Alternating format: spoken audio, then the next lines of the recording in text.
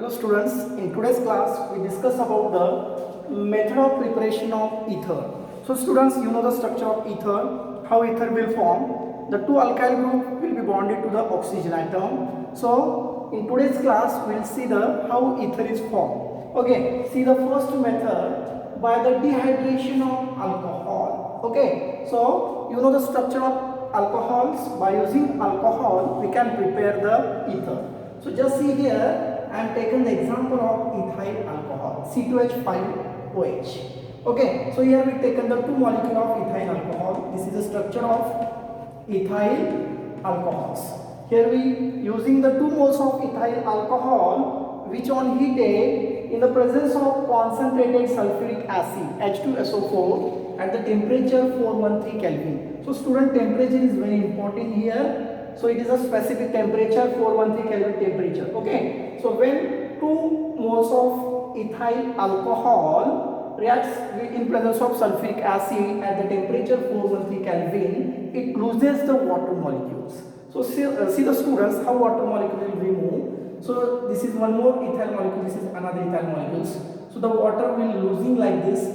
The hydrogen from this first molecule and the OH from the second molecule of alcohol. Like this OH and this H2O will remove, and simply here we'll get C2H5O, C2H5. Means diethyl ether. C2H5O, C2H5 diethyl ether will get, and it remove the water molecules. Now clear students?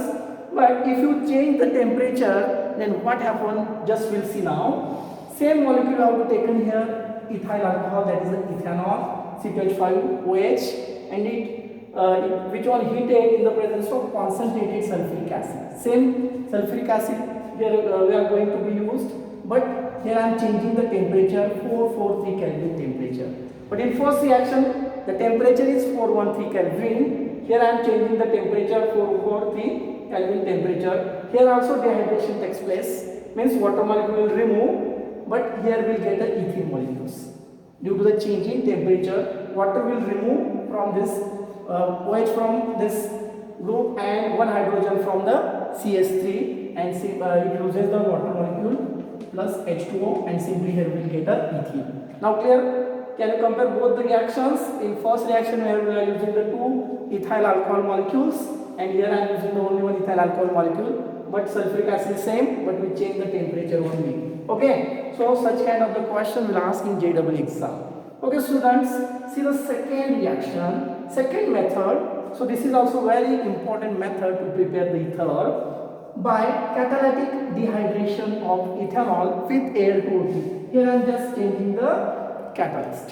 Okay, Al2O3, it is nothing but aluminium trioxide. By using this also we can prepare the diethyl ether. Just we can change the temperature. Condition will be changed 250 to 260 degree temperature. In that temperature we have to heat the ethyl alcohol molecules and we will get a diethyl ether. See the reaction here. 2 molecule of ethyl alcohol, C2H5OH. Just I am changing the Al2O3. Instead of sulfuric acid, here I am using the aluminium trioxide, and temperature also change to 60. Reaction, if you change the reaction condition, then also we will get a ether. Okay, so here also we will get a diethyl ether. So it also losing the water molecule, that's why you can see it is a dehydration reaction. See the second, third method students, Williamson's ether synthesis. So Williamson is the name of the scientist. He also preparing the ether. Okay, see the reaction first. So ether we can prepare by using the Williamson synthesis. First of all, they can using the alkyl halide molecules and sodium alkoxide. Alkyl halides and sodium alkoxide, they will combine together and it loses the sodium halides, and simply here we will get the ether molecule. Just see the reaction students. So here I am using the RX. RX is nothing but alkyl halides, and sodium alkoxide I am taken here, NaOR is nothing but sodium alkoxide. This is the alkyl group which is joined to the oxygen. Okay, so we can, and sodium is there, we can say it is a sodium alkoxide. Alkyl group is joined to the oxygen, that's why we can say it is alkoxide, sodium alkoxide, and alkyl halides. R is alkyl group, X is the halogen, we can say alkyl halides, and sodium alkoxide will combine, so it also losing the NaX, like this X and this Na. NX is removed, and what we get now? ROR. Simply here we will get the ether molecules, and it losing the NaX. See the example, students.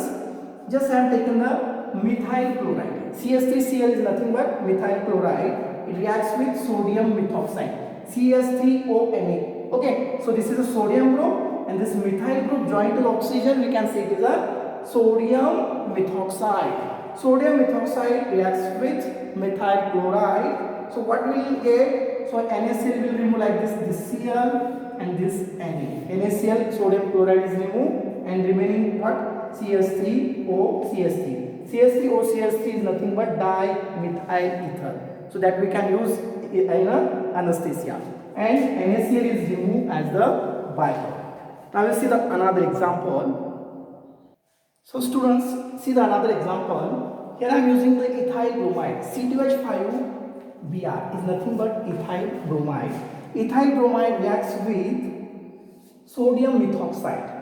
CH3ONA is nothing but what? Sodium methoxide. Here also sodium bromide is removed. This bromine and this Na, like this NaBr is removed. And what is the remain? C2H5O CS3. C2H5O CS3 is nothing but this is ethyl group, ethyl methyl ether. So we can see it is a methoxy ethane, and byproduct is what? NaBr. Sodium bromide is the byproduct. See the another example, students.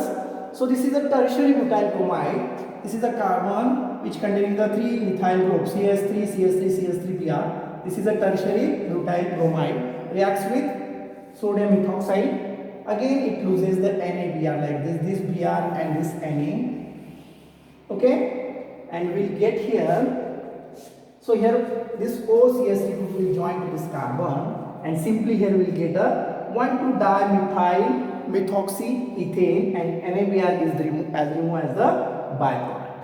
See the another example, students. Here I am using the phenol. Okay, you know the structure of phenol. Phenol reacts with sodium hydroxide first, then it forms the sodium phenoxide by using the water molecule like this. A water molecule will remove this H and this OH, H2 will remove, and this sodium will join here. So we get here sodium phenoxide losing the water molecule. Again this sodium phenoxide will react with CS3Cl, means methyl chloride. So here what happens is Na and this Cl, NaCl is removed like this, and this CS3 is going to be joined here, and we'll get a anisole. We can see it is a anisole. And what is the byproduct? NaCl. Sodium chloride is removed as the byproduct. Now clear, student, everybody? So we will see the another method. So from alcohol and diazomethane. So diazomethane, CH2N2. Two nitrogen is there, we can say it is a diazo. Okay, by using the diazo and alcohol we have to also prepare the ether molecule. See the one example here. Here I am using the methanol, CH3OH. Methanol is nothing but methyl alcohol, and here I am using the CH2N2 is nothing but diazomethane. So when this methanol and diazomethane, we have to heat it in the presence of BF3. BF3 is nothing but boron trifluorides. Okay, so by using the boron trifluorides, so when methanol and diazomethane will react, if you heat, so what happens here? After heating, students, the bond is breaking from here. This N2 is removed, nitrogen gas, and so here also bond is breaking. And this hydrogen is going to be shipped to the CH2, and now this CH2 converted into the CH3, and whole CH3 attached to oxygen, and simply here we will get a CH3O, CH3, and this N2 nitrogen gas is evolved, and simply here we will get a dimethyl ether. So now are we clear how we will get a dimethyl ether by using the alcohol and diazomethane? Once again I repeat, here I am using the methanol and diazomethane, CH2N2. What happens, students? So the bond is breaking from here, N2 gas is released, and one hydrogen is shifted from here, it converts into CH3, and this whole CH3 joined to the oxygen, and simply here we will get a CH3O, CH3, and N2 gas is removed. In this way we have to prepare the dimethyl ether. So students, in next class we will discuss about the reaction of ether. So students, thank you so much for watching this video.